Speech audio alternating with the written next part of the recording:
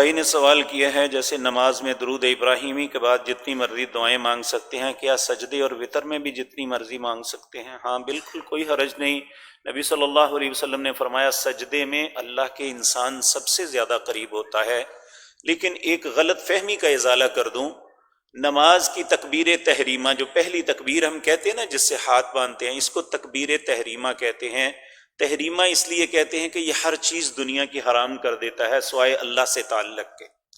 تکبیر تحریمہ سے لے کر سلام پھیرنے تک آپ عربی زبان کے علاوہ کوئی زبان استعمال نہیں کر سکتے۔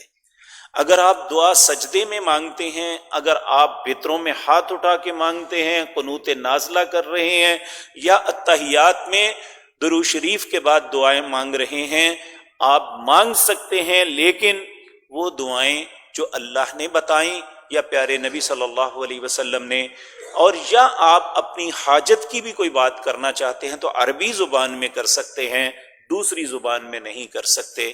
یہ بات یاد رکھیں۔ کئی لوگ سجدے میں جا کے اردو میں یا اپنی زبان پنجابی میں اللہ سے التجائیں کرنی شروع کر دیتے ہیں۔